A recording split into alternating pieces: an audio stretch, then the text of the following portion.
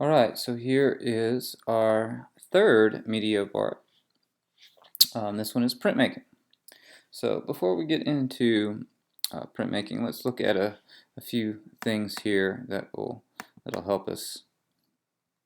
Okay, so we're basically talking about three things here with printmaking. The first thing is the print itself. Okay, the print is simply the work of art. So if we have a individual print we're looking at, then that's considered an individual original work of art, even though there's going to be multiple copies of them, which is kind of the whole point of printmaking, as we'll see here. And so that's the first thing, the print is the work of art. The second thing is the matrix. The matrix is the source of the print. Okay, and so with each of the techniques we'll look at in printmaking, the matrix is going to vary. The matrix is going to be different.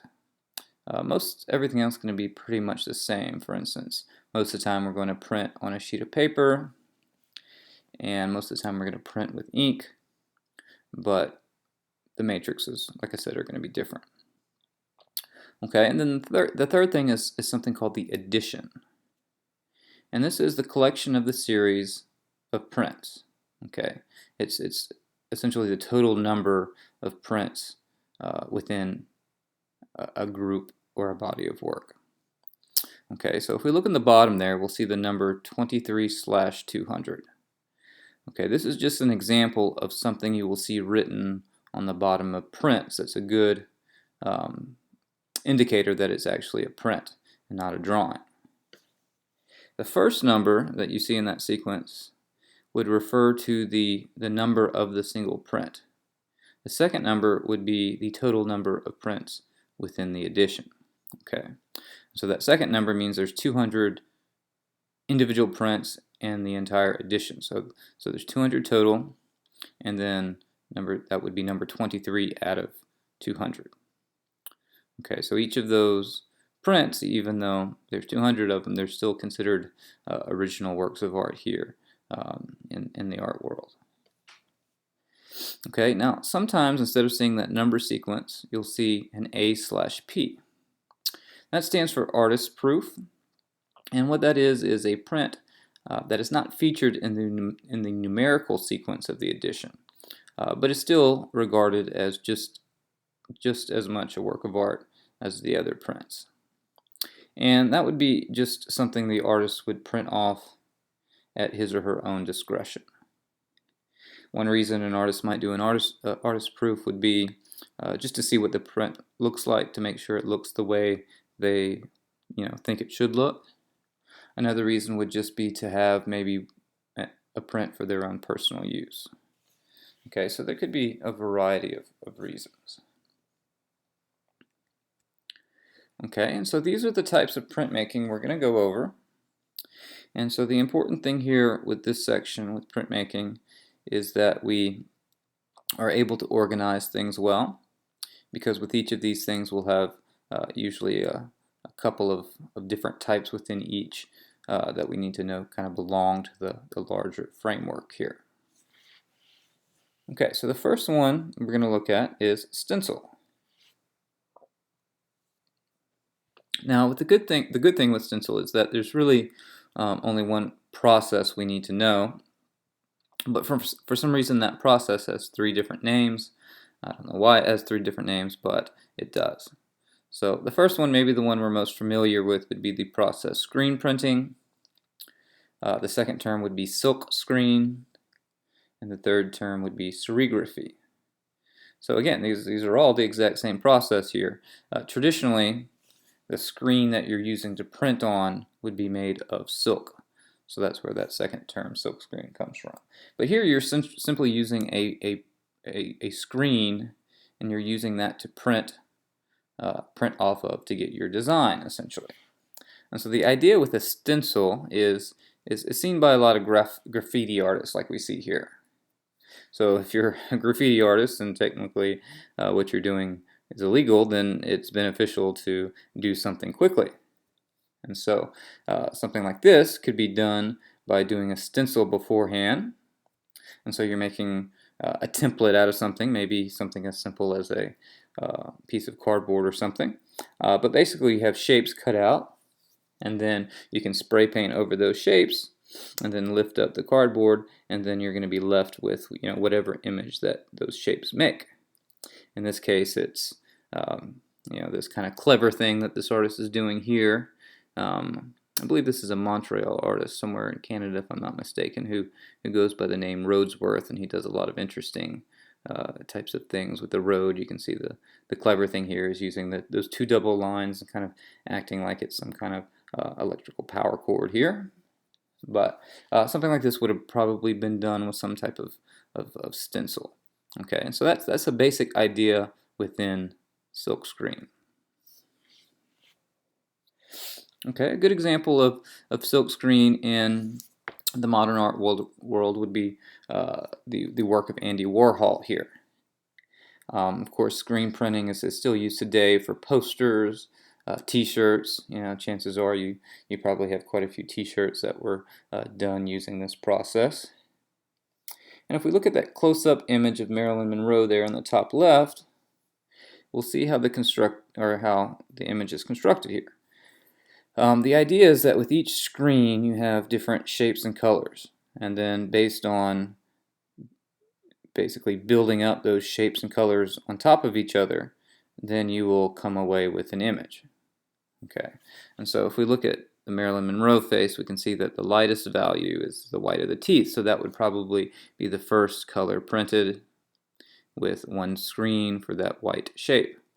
And then with the next screen you would come in with probably that yellow shape, and over that the shape for the flesh, and then over that probably the shape where the eyes and the background are, and the other shape after that probably the red for the lips, and then the last color and shape on the last screen would be black. And then once you put that black on it, pretty much everything else there will come into focus. And so if you look at an example of his work there on the bottom right, you'll see how in this case, to create this artwork, he's simply taking that same template, taking the same screens and shapes, and just changing the order there and the colors used. And so if you look real close, you can see some of the registration is off. That's the process that artists make sure that each color and shape kind of correspond to the same coordinates there. And Warhol wasn't too particular about that, obviously. If you look at the registration, a lot of those examples are off. Alright, so this is this one process with three different names: silkscreen, serigraphy, or screen printing. Okay, this is our second process, and this is called relief. And there's three processes within that we'll go over. The first one is woodcut, the second one is a lino cut, which is short for linoleum cut, and then the third one will be a wood engraving. Okay, so with the relief, the idea of relief is the way that fingerprints work. If you were to put your finger and dip it across ink and then put it on a white sheet of paper, your whole fingertip wouldn't print black ink. It would just be the surface of your skin that is raised. And if you look closely at your fingerprint, you can see that there's other areas that are depressed within the tip of your finger there. And so those areas would not carry ink. Okay, so that's basically the idea here. Okay, and so with relief, most of the time our matrix or source of the print is going to be a block of wood. Okay, so if we remember back to the silk screen, the screen there was our matrix. And so here with relief, especially with the first one here, like this one here, our matrix is that block of wood. So it's simple really, because the areas that you're cutting away from the top of the surface once you print will not carry the ink. And so everything that's left on the surface are the areas that are going to be black, because you're going to take a rolling pin, you're going to roll it over the top of this block of wood, and then the rolling pin's just going to attach ink to whatever is on the surface. All of the areas that are cut away are going to remain dry of the ink, and that is what is going to give you your black and white here. Okay. One thing about this process is it really kind of has a distinctive look because you're not going to have a lot of grays, a lot of middle value gradation here. You're going to see a lot of lights and a lot of darks for the most part. And one way you can tell a woodcut in particular is that because the artist is relying on his or her strength to cut through the wood, they're using a soft block of wood. And so to make sure it doesn't chip off and kind of ruin the image, most of the marks are going to be going the same general direction. Okay, and so that's why if you notice in this one, most of the marks are going from right to left and left to right. Okay, so this is what is known as a woodcut. And just like with the other form of printmaking that we looked at with screens, with a woodcut you can get different colored inks and you can build up the image the same way. The only thing here is instead of using separate screens, you're using separate blocks of wood to get your colors here. So something like this would use that background color, that kind of orange type of color. You'd use a light blue, a dark blue, and then a black, I'm sure.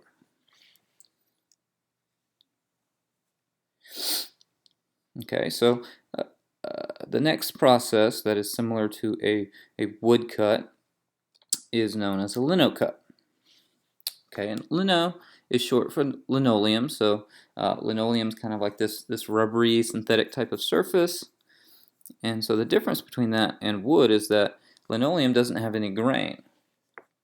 And so because it doesn't have any grain, you don't need to cut with or against the grain. And so you can see here in this example how all of these different marks are going different directions. Other than that, it's going to look a lot like a woodcut because of that kind of distinctive look. Now you don't have that much control over the lines because they're being cut using the artist's own strength here. But it does give us a good example here of what the variety of marks with a lino cut would be. So something like this again would be using basically 3 different sheets of linoleum as the matrix, and the first shape would be the orange of the face and neck there, the sharecropper. The next color would be the green of the shirt. That shape would be the next block, and then the last block would be the black, and all of that would be printed on the white background, and that is what would give us this image here. And then the last technique in this whole relief area is something called a wood engraving. Okay, and wood engravings are typically what books were illustrated with, probably up until the early 1900s or maybe even a little bit later than that. But traditionally wood engraving was what you'd see a lot of book illustrations done in, and even a lot of newspapers too. And with a wood engraving, you're using a special instrument to help you cut through the wood, and so you're going to get a little bit more precision in the lines. Like for instance, this particular print is really zoomed up close, and so the lines you get a lot more control over, and if you notice, you can go in different directions in this method as well, because since you have an instrument that's helping you get a precise line, you can use denser wood, and so you don't really have to worry about going along the grain there. Okay, and we still have this kind of distinctive look where we have a lot of light, a lot of black, not a lot of middle grays in between. Okay, so this is our second to last one here. This is intaglio, and the processes we'll cover here are engraving, dry point, and then the last one is etching, and then aquatint is a process within etching we'll look at too. Okay, so if you notice, we just looked at the wood engraving where we had that special instrument that was helping us cut through the wood, and we also have an engraving that is working with intaglio. That'll be the first one we look at. So a good way to think of relief maybe is to cut away to get your image.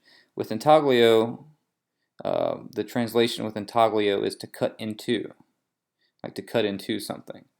And so maybe that would be a good way to think of it, because in this case you're using a matrix of a metal plate most of the time. And what is different about this one is that where you cut into the metal plate is what is going to give you your lines. If we remember with relief, everything that we cut away that was going to be, recessed from that surface where the rolling pin and the ink was going to touch, everything that you cut away was going to remain white. With intaglio, everything that you cut into is going to carry the ink. And so it's a little bit opposite here. Okay, this is an example of engraving. This is one of the finest printmakers really in history. His name was Albert Dürer. And if you look in the top left, you can see the name of this print, which is called Melancholia No. 1 here. And this is in real life actually a very small print. It's like 6 by 9 inches, so he's getting an awful lot of detail in a very small area. And it's printmaking is built in a lot of cases, especially intaglio here, on certain drawing techniques. So we'll see a lot of hatching, cross hatching, especially a lot of contour hatching in his work. Even some stippling too. So just basically those various drawing processes are giving us the lights and darks that we need to create this form here. And so with an engraving here, you're using a burin, which is spelled B-U-R-I-N, burin.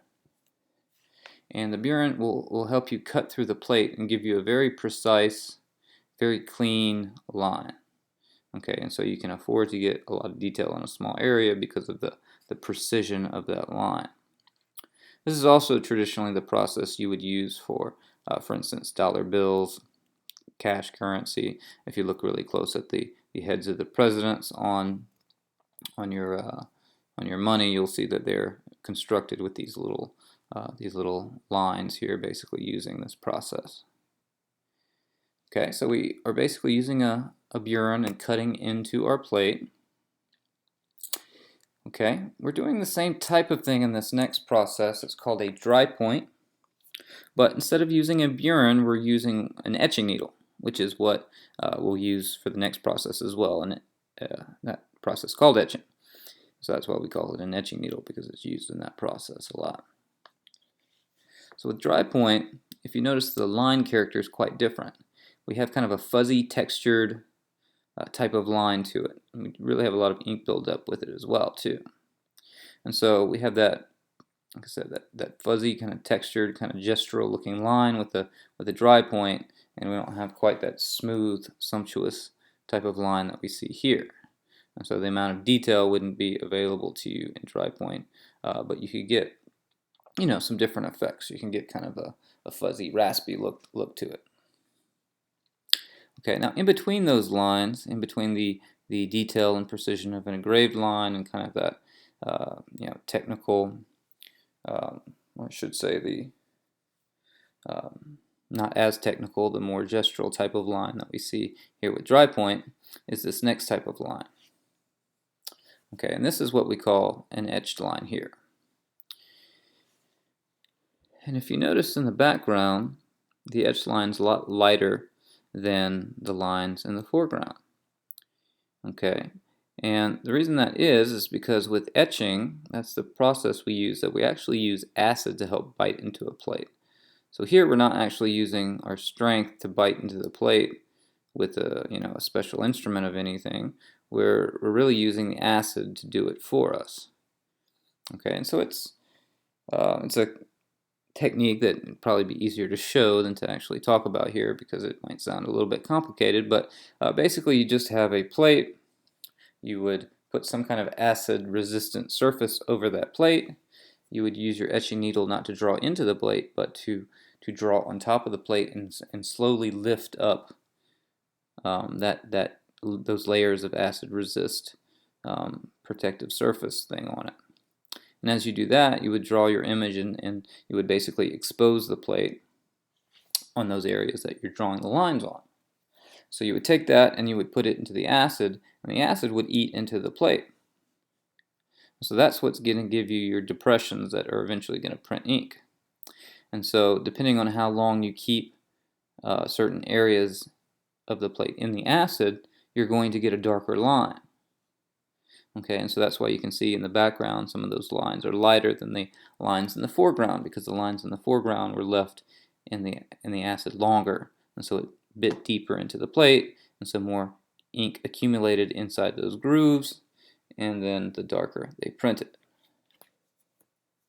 And so the reason why the lines will print here with this process is because when you print, you actually kind of squeegee the ink across the top of the plate, and the plate is going to be receptive to that ink, and the ink is going to fill inside the grooves that you created through either dry point, engraving, or etching. So the methods are going to vary in obviously how you get the lines in the plate, but the printing is going to be the same for each of these. That once you get the ink across the plate and it sits into those grooves, you wipe the top of the plate off, and so the only ink that's going to remain are the areas where you have your grooves drawn in. And so that is why the lines that you create are going to print the ink. Okay, so here we have an example of aquatint, which is a form of etching. And the aquatint here are the colors, or I should say maybe the values of gray that we see. For instance, if you look at the figures here that are drawn by that etched line, you can see most of the figures are white, which would have meant that those areas would not have been using aquatint. It's really just those areas that have the grays, lighter grays, darker grays that are using the aquatint. And the aquatint is just a flat area of value. You can see how that shows up there in the middle and on the top and in those areas behind the figure in the darker gray there. And you can get a full range of light to dark just using aquatint. In fact, some plates of aquatint just have aquatint. For instance, this one, this whole image is built up just with aquatint with no etched lines. And you can see the forms built up just using the different lights and the different darks here. But most of the time with etching, we'll see a conjunction here with the etched line and aquatint. So this is a really good example from Rembrandt here. And you can see that the extra aquatint is helping us get a little distinction here between the foreground and the background. If you notice the figures on the right, a lot of those are in shadow, and so they don't pop out as much as the figure of Christ and the people here on his right, on our left. Those really kind of pop out because of the aquatint there in the background and how that's used in conjunction with the etched line here. Okay, so this would be a good example of all of the capabilities available to an artist here in this intaglio process. Okay, so intaglio, again, we're using a metal plate as our matrix, and we're just, putting that through a press and using that to print on top of paper. Our last process is a little bit different. It's something called lithography. And with lithography, the main thing we need to know is the matrix is a fine-grained limestone. Okay, something we would call a lithostone. Okay, so if we look at an example that we've actually, I think, already looked at in this class, would be the work of M.C. Escher. This is an example of his print here called Drawing Hands. And the process is simple to start with because you are basically just drawing on top of the stone. And it gets kind of complicated after your drawing on top of the stone is done because you have to, just like you bite the printmaking plate with etching like we just went over, you kind of do the same type of thing, except a lithostone's pretty large and heavy, so you wouldn't pick it up and dip it in the acid in the same way that you would do that with a plate. So what you actually do is you take the acid and you dip it on top of the stone, and so you eat into the stone in the same way that the acid would eat into the plate. But then you also have the kind of waxy, greasy buildup of the crayon, and so that's where ink's going to be attracted to, and so like I said, that process can get pretty complicated, but we don't really need to know that much about that process. We just need to know that essentially here we're just working with the stone, we're getting our image on top of the stone, we're biting our image into the stone, and so that will allow us to ink it up and get different prints using this lithostone as our matrix. And so if you look real close, you can actually see the texture of the stone in the drawing. Specifically in that line that's kind of coming through those two hands there, from one cuff to the other cuff there in the center. You can see the grain there. You can also see the grain in the drawing, especially in the grays. You can see that that type of texture is actually coming from the stone itself. Okay, this would be another example here. All the grays, you can see how the grays have a texture to it. That is an example again of the fine grain of the limestone that's coming through here. All right, so again, this is printmaking.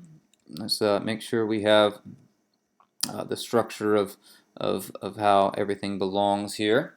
That we have 4 basic processes: stencil, relief, intaglio, and lithography. And a lot of these include two or maybe 3 examples of each of those, or subdivisions with each of these divisions of printmaking.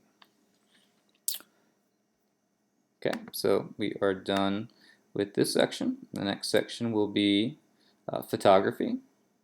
And then after photography, we'll look at some graphic design.